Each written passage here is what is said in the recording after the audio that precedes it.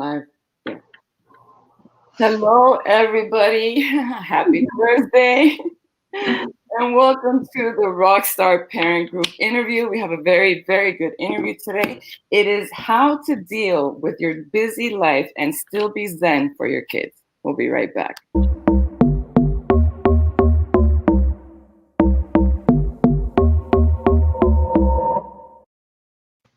All right, and like I said there, we have guest today's mom and entrepreneur, Cindy Olaguibel. Hey, Cindy, how are you? I'm fantastic. How are you? I'm good. I'm super glad to have you here. I already know your parenting skills. Like I always say, you've been doing conscious parenting even before it was a thing. Before we get on, guys, thank you for hopping on. Let us know you're here. Say hello. Show us some love. And if you have any questions for Cindy, do not hesitate to write them. We're here to answer all your questions. And before we get to Cindy's story, because I know everyone's been asking about your story and they want to know how it ends. But let's get to the nitty-gritty and let's talk about the hardship of parenting, because I know sometimes you're like, oh my God, like how can this be so hard? Because teens not the same brain that we do. They do not know how to handle their emotions yet. They don't have that emotional control because they don't have the experience. So tell us from your personal perspective, how do you know then? Give us some tips. Let us know about your personal experiences. Oh, goodness. It's only half an hour show.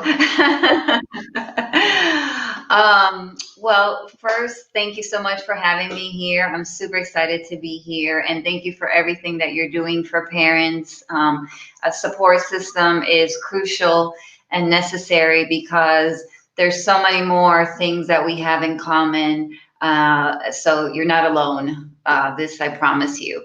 So thank you for having me here. And so yeah, how do we deal with this? How do we calm ourselves down? How do we accept this little character that we gave birth to, and it's still the same person, but it seems like a different person as the stages go on. But it's still the same person, and this is something that we have to really take a step back and realize that this is your child, and your child is going through a lot of different stages, and this is normal. And but again, how do we deal with it? How do we not take it personal? So so for me in particular, and for women, for people that I've coached, we have to take a step back. If I want to if I want to be zen with my kids, it needs to start with myself. And I know that we have heard about this on a constant basis: self-love, self-worth, and all that. Well, what does it mean to you? It doesn't mean the same to everybody. And before we give this to our kids, we got to really kind of find that space for ourselves. So as a working mom and balancing so many different things at the same time, we got to pull back a little bit and think about, how am I filling my cup? Right? If I don't fill my cup, I cannot continue to give to you in a logical, calm, zen way. Because that's the question, right? How do I come across this way? How to not lose it? How not to lose it? So there's different ways. I think everybody needs to find what works best for them. For example, for me, if I have an 11-year-old and I have a 27-year-old, I have, just to give you a little background of me, I have 2 ex-husbands, 2 sons, 2 dogs. They're all male. So I'm outranked. So it's You're outnumbered, like by far outnumbered. So I must be zen. I must find a way. So going back to different techniques, different rituals that you can do for yourself, that is as simple as breathing. If I'm going to if I know that I have to deal with my son and his homework and this and that, and I know that we've been having battles with this, or what have you, maybe I'm going to take a few minutes before I approach it and take some deep breaths. Maybe I'm going to walk outside. Maybe I'm going to watch, do a little meditation on a guided meditation. Just any little thing that can just kind of give me a little ritual, because I know that I may be walking into something that's going to be challenging, and understanding that this is natural, but if I come in defensively, I'm going to get that back real quick. Exactly, because it's all about energy. We talk about this all the time. Oh, I didn't like that person's vibe. Or did you see she was different today? Like her energy just wasn't as usual. Well, this is what children pick up on. So if you're coming in with a certain attitude, it doesn't matter if you said it correctly. Yeah. What is the attitude behind it? Because sometimes we think, well, I said it to him very, very calmly. I didn't raise my voice. But what was your attitude? Because that's what your child is responding to. It's not necessarily your words. It's the feeling, the emotion behind. So that's been a perfect thing for me to use whenever I've ever wanted to approach someone in a conversation. Say, how am I feeling right now? Am I feeling like I want to fight a little bit? Am I feeling like I want that? Am I feeling like happy and positive, or am I a little bit defensive, a little bit critical right now? Never go into a discussion, never go into an argument, and especially with your children. Just because they're children doesn't mean that they're not people. They have their own emotions. So treat them just like you would a coworker. Treat them just like you would your partner. Treat them just like you would anybody else. And always remember, where am I coming from? And what do I want to get out of this conversation? Because that's another one. Like sometimes we ask something and we don't even know why we asked that. Like, did we want that answer? So you said going and taking a walk, doing a little meditation, something like that is always great. And it's a good point that you say, we could be the best actor possible. I could, as people say, fake it till you make it. Well, I personally don't agree with that, because if you're not genuine, it's not going to come across genuine. And you know what? The same way that your child is connected to you, even if the person that they are in front of you right now, you don't recognize them, but they are connected. We're going back a little bit to what you say. Whether it's your child or whether it's your partner, your friend, or anything like that, people do pick up on your energy. They do pick up on that. And your child is not necessarily only by listening to the words, it's going by your reaction, by how you're bringing, how you're feeling, because sometimes they don't say anything. They're just watching, absorbing, and sponges. So your energy is like ready, like this, and this is why it comes back to you again, where you have to come back, and it takes time though. It's not like I took a walk and all is fine and everything's going to be butterflies and roses. No, it takes time. It takes practice. And you could always have a do-over. Why don't we do this with our children? So you yelled at him and then you go to your room and you're like, man, I shouldn't have done that. Okay, well, how about going back and saying, hey, can we have a do-over?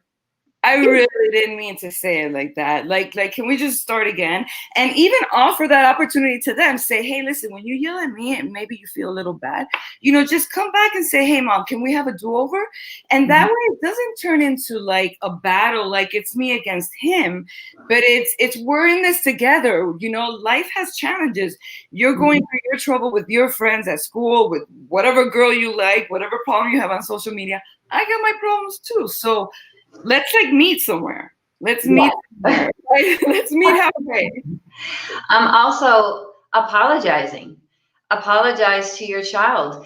It doesn't, you really have to decide, are you trying to win the battle? What's the battle? Because you really have to decide on what is the outcome that you want. I would venture to say the outcome that you want is is a steady, peaceful, happy relationship with your child. So you have to kind of take a step back as what do I want to come out of this? Do I want to be right?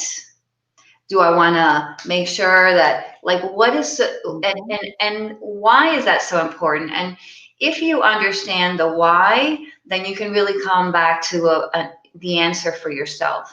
So sometimes it's hard. It's hard to apologize because instinctually, as parents, we're like, are you kidding me right now? I gave birth to you. I take care of you. I do everything for you. La, la, la, la, la, la, la. And we can go down that path, and then it's harder. But guess what? When you recognize something that maybe my approach could have been better, or maybe I could have used better words, not only were your child, if apologizing to your child or being vulnerable to your child will show them how to do that for themselves, because what they see is what they do many times. So if you're vulnerable with them and you're allowing yourself to break down the wall, they'll do that the same for you. Maybe not right away, maybe not next week, but remember that we are planting seeds. We do not see the tree blossom immediately. So take your breaths, patient, little by little by little. You're planting seeds, and you may not see that for years. Who knows? You may see it but understand that when you're doing the work yourself, for yourself and for your child, it will grow. It will definitely grow. Yeah, it will. And like you were saying, sometimes we come out and blah, blah, blah, and we don't even realize that even though we're saying something that we think is positive, sometimes it's negative. Like, for example, let's say that you've been telling your child, it's time to clean your room, right? And you say, well, it's time to clean your room. When you clean your room, we're going to go out for ice cream. But instead of saying it in a positive way, you're like, well, if you don't clean your room, we're not going to go out for ice cream. How about saying, hey, do you remember that when you clean your room, we're going to go out for ice cream? It's just little things like this, being more mindful of how we talk to them, because there's a positive way of reinforcing, and then there's like a negative way of reinforcing. And it goes back to, once again, the vibration and the feeling we're giving out. And we don't understand at the end of the day, they're like responding this way to us, but it's been building up with the little comments, with this, with that. It goes adding up. So just being more mindful of our talk. No one's asking us questions, but I have a question that one of my parents asked me. So I want your opinion on this. So let's say your child has sneaked out of the house before. Okay, you haven't either allowed him to go to your girlfriend's or to a party, and boom, 12 o'clock hits, you go to the room, he's not there. So this has already happened, and now comes another party. And he's asking you to go. You did your research. You don't think it's the best party to go to. You don't want him to go. How would be the best way for you to handle this situation so it doesn't turn into another argument? Well, I back up a little bit and say, what was the consequences of the first time? What did you enforce, or what you didn't? How did you handle that? Because I think that when they're going to rebel, they're going to do different things. So what are my actions, and how do I handle that? Did I just be like, all right, don't do it again, and move on, right? Or did I really have a talk with them and come across and saying, let's understand, as an example, why did you feel like you had to do this? If this is something that you wanted to do, maybe, perhaps, I'm not saying that I would say yes, but perhaps you can talk to me and maybe we can work something out. I mean, there's so many factors here. Is he doing good in school? Is it something that you can be flexible with? Like, how do we break the pattern before it gets to that point of now we're in those chaos of fight? So for me, I kind of take a step back and look, where are we creating this pattern, and where are we going with this pattern? I try to take the preventative method before I get to this chaos and explosion, because already, if this is a 16-year-old, you said? Yeah. 16, yeah. Goodness. So 16 years old, there's hormones, and a male, and he's in the stage of trying to be a man, trying to be independent, trying to not be mama's boy, like a gazillion different things. So I think that first we need to take some empathy and understand a little bit of their world. This is not giving them excuses to say, oh yeah, okay, he's going through that, so this is like, no, we have to create boundaries and rules and expectations of you live under this house, but let's work on this together. So so if we're going to answer your question, if I'm going now and now I'm researching and I'm not comfortable with it, well, before I react to him and say, you can't do this, let's talk about this. Why am I uncomfortable? What is it that I don't like about it? Maybe he can give me an answer. So to me, communication is communicate before it gets into yes, you can, no, you can't, yes, you can, no, you can't, and then it blows up. And like you said, be vulnerable. Let them know. Like, for example, if you think that they said there was going to be alcohol or marijuana or no adult supervision, say, well, what happens if a neighbor calls the police and you all have liquor and now you are taken in? What's going to happen in this scenario? Are you prepared for those consequences? What if there are charges? So, being vulnerable and actually showing them what could happen, and what your fears are. Yeah, and I will say that, at that age, and really in my experience with my sons, it's funny because they'll be like, oh, like, you always think something negative is going to happen. Lord, I'm the most positive person in the world. But this is how they receive it. So number one, I could, as I said right now, I'm like, geez, I thought I'm one of the most positive people. So but my son is perceiving that I'm being negative and all of this. So I have to acknowledge that. I can't fight against it because your perception is your reality. And that doesn't mean that's his truth. That's his reality. That's what he feels. So am I going to go through this battle? Because I find that we get into these battles, right? Because they trigger us too. They trigger us too. Any insecurity, any resentment, any anger, whatever, it's a trigger, it's a trigger, it's a trigger. So it's not an easy task. You have to have grace with yourself, but you also have to have, grace with your children and understand that their world is everything to them. And just to add as well, and I think you were talking about that, my 16-year-old believes that he's 30, he thinks he knows everything and everything else. And even at 30, they still don't. But when we're talking to our child as well, we have to kind of think about their level of understanding. Because at 16, they're 6 feet tall, and it seems like they're a man, and this and that. No, they're not. No, they're not. And I think most of us had at least 20 years maturity over our children.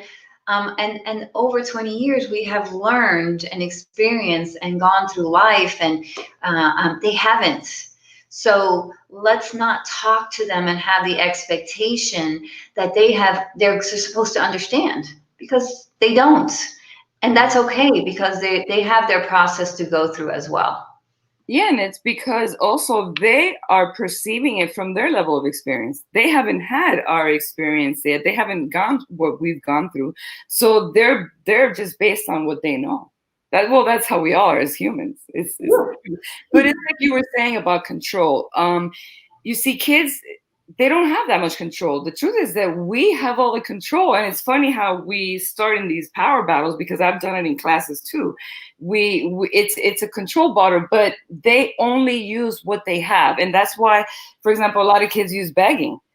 And notice how good they are at controlling us, because they'll beg and beg, and they'll sit there for like hours till we're like finally like, oh my God, okay, you can do it. And there you go. Negative reinforcement. They want.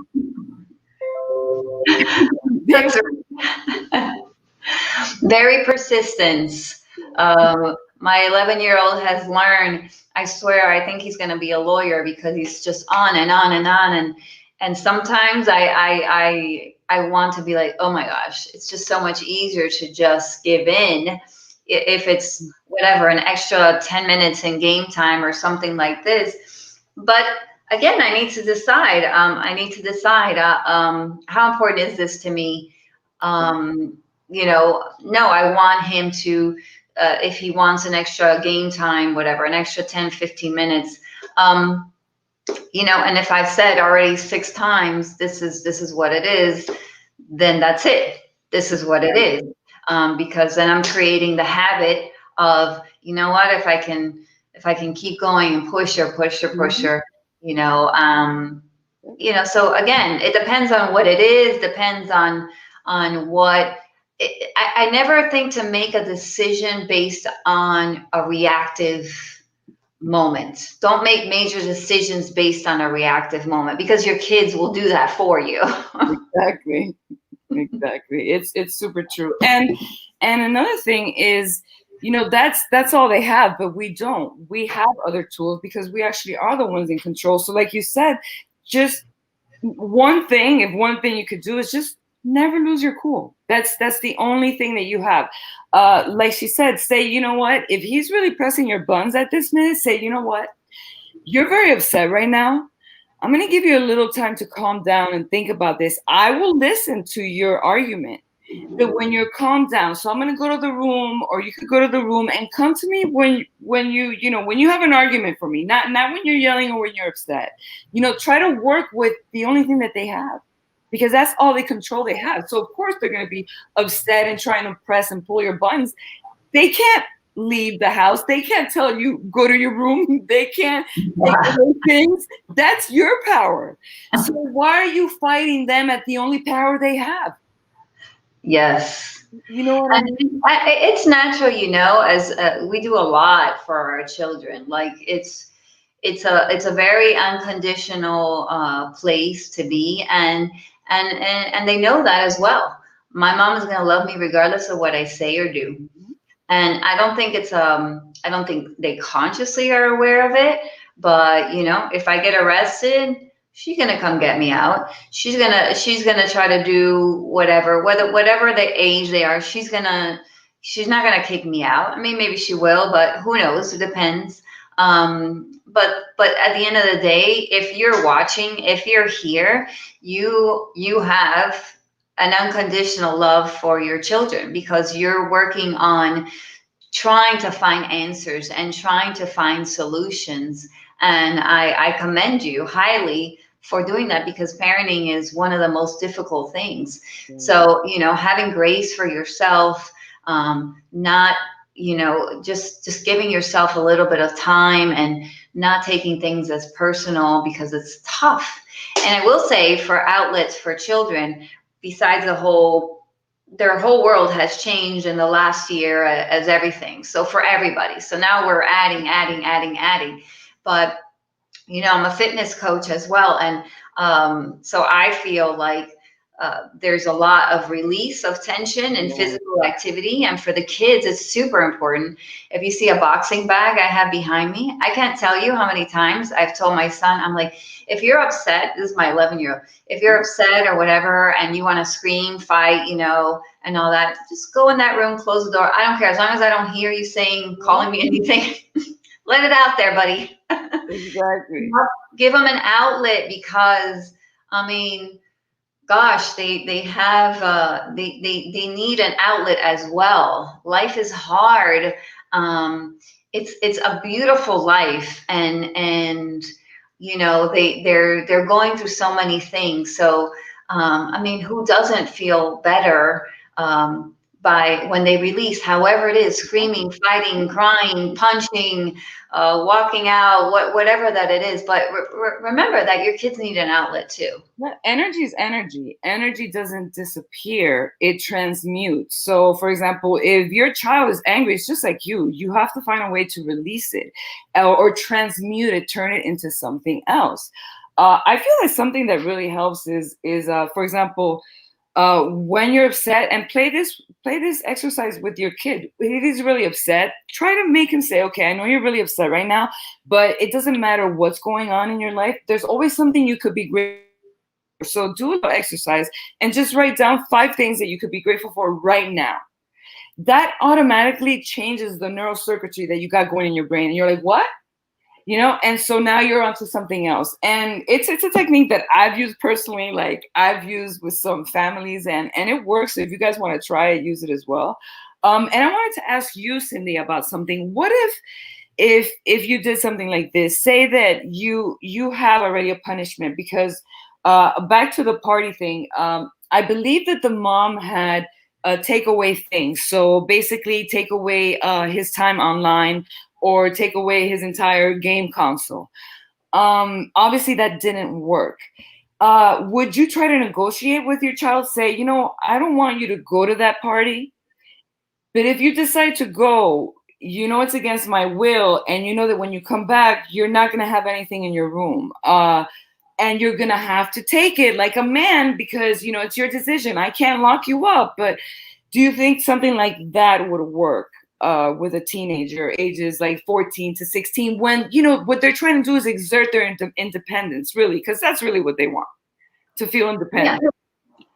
I mean, you know, I don't know. I personally, if I said no, no. I mean, the answer is no. Are they going to try to sneak out and everything, and they're successful? Well, then I need to be ready to have the consequences of that, and be prepared to enforce that myself.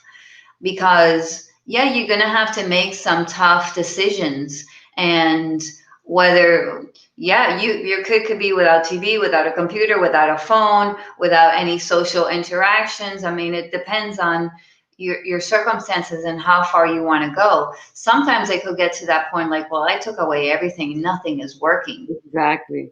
And the thing is that, is it working or is it not? How do we define, is it working? Did I wait one day? Did I leave it for 5 days? Did I leave it for 2 weeks? Did I leave it for an hour? Or did I give in again? Exactly. Yeah. So make sure that when you make those decisions, that you're ready to stay the course. Yeah. And give it time, because not, you know, it's not, you're not going to see a difference. Sometimes you will. Sometimes, depends on the kid, and sometimes when they're younger too, like you take away their video game for 24 hours, boom, the next day, boom, I'm doing my homework, and I'm doing, you know, it depends on the kid. Right. But you have to really see, you know your child, and you know that that you have to give it time to see if it works or not. But if you're going to say no, then mean no. Yeah, I know, and I know this from personal experience. You know, children, they don't know exactly what is respect, what is control, what is authority, what is this, what is that, but they can feel it. If you are in a bad mood and today you say no, you can't go to the party, but then next week, because you're in a great mood, you're like, oh sure, go, just call me. They don't know where they stand, and so then they're gonna defy you. So you need to have very clear boundaries. You need to let them know where it is that they stand and where it is that you stand. Because if not, I feel like that's where the power struggle begins, because they're like, oh, it's a fair game. Mm-hmm. Yeah. I can get away with it, sure. Exactly. I can get away with it. Exactly. And believe me, there are times where you're too tired. I'm just too tired to deal with it, and that's okay. You know, if I personally, you know, when I know that there's going to be a challenge of some type, or a challenging conversation, I check myself. I'm exhausted. I'm not going in there. I'm just not. Who says, and where am I putting the pressure on myself? I need to get this done. I need to get this done, and all that. I'm not ready to get it. I'm not ready to have that conversation.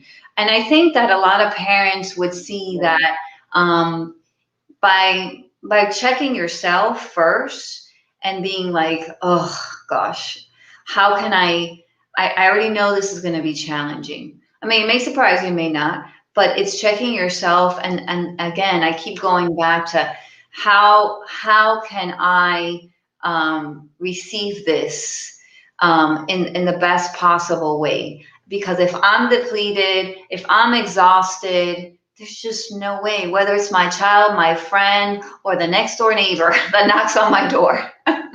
Yeah, just don't go there. Just don't go there. Say, you know what? We're not going to deal with this today. We will think of what consequences or what to do about it maybe tomorrow, maybe this weekend. Yeah, and let them like simmer on that for a little while too. Like, oh my God, what's gonna happen? But don't deal with it just because you think you have to fix it because it happened now. Just wait. Just wait. And when a child does something like Cindy said, and I wanna like point this out because sometimes we forget to do this, and we do this in all relationships.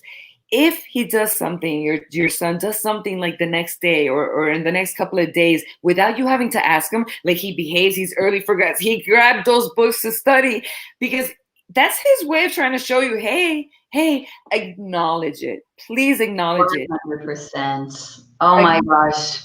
That is so important. Like, that is like ding, ding, ding. That is a game changer right there. That is a game changer. We as human beings, we tend to look at the things that need to be fixed, need to be corrected, need to be done. Because we have a negative bias. Our brain, our prehistoric brain just works that way. Exactly. Yeah. And I'm going to say this like twice. You must celebrate those small wins. You must celebrate the small wins. This is for yourself. This is for your child. As a parent, we made the decision to have this child. So I am very much an advocate about bringing in that positive for your child. And you have to pay attention. That's another thing. You have to be aware and conscious, not just of the things, because our mind goes to, oh damn, he didn't do this, blah, blah, blah. That's where our mind goes right away. Yeah. But hold on a second. Let's look, take a step back again. Okay, you know what? He put this cup away. He didn't leave it here. He fed the dogs. He was nice to the brother. He was nice to his brother. Anything, yeah. But thank you. And it's sometimes people say, "Oh my God, but Cindy, please." I mean, these are things that he just should normally do. Well, who says? Who says? Yeah. And I'm giving you just some of the responses. Well, it's a tough world out there. So what the hell? People are not going to be saying thank you and appreciate him and this and that. If not you, who? If I don't get this from my parents, who am I supposed to get this from? Exactly. And why shouldn't I? I do not have to bang your head against a wall, because when you go out in the world, your head is going to be banged against the wall. Yes. I'm not going to make you stronger. I'm going to get you angrier. I'm going to get you angrier because your head's going to bounce against that wall out there anyways. Exactly. Yeah. Make the home the home. Make it a safe space. Don't make it the battleground. Like, oh yeah, we're gonna train you here for the real world. Not like that. No. Yeah. Yeah. So celebrate the wins and like you had talked about before. You know, hey, you know that if you clean your room, we're gonna have ice cream or whatever. Me personally, you know, I'm active, so I'll be like, oh my gosh, once you finish this. You want to play basketball, you want to play a game of Monopoly, it's your choice. What do you want to do? You know, and I know at 16 or 17, they're like, they don't want nothing to do with me. Okay. All right. So once this is done, or what do you want to do? What do you want to do? Maybe it's not with me. Maybe I don't know, they're getting their license or something. You want to take a car ride? You want me to show you this? I can help you if you want. You know what I'm saying? Like, make yourself available. And, you know, they reach a point as they get older, right? They're trying to figure out what is their interest and what, you know, and then you as a parent, you're like, oh I'm not interested in this or whatever. But be flexible. Be flexible yourself. You know, if this is what they're into, you know, maybe that's, you know, just like you would any relationship. Exactly. Your work has to be in any relationship, and that includes in your child. Even though I know you gave birth to them and you've done a lot and everything else, but this is just part of the practice to have this relationship with your child that is not all chaos and explosions. Yes. And we're going to be adding the cheat sheet. I'm finishing it up. I'll be adding it and adding a link in the comments so that you guys can see it.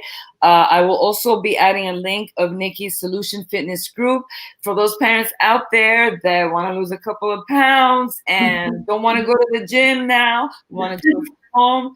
She has a perfect resource. She has a whole bunch of videos. I'm a member myself, so we'll be putting a link down there too. Actually, it's a whole family event. Sometimes she does it with her kid Nicholas, which I find adorable when he does all that stuff with you. It's pretty awesome. Yeah. Thanks so much for those of you guys who hung out with us and who listened to us. Like I said, we'll be putting the cheat sheet. I hope you guys have a fantastic rest of your day and a fantastic weekend, and we will see you next broadcast.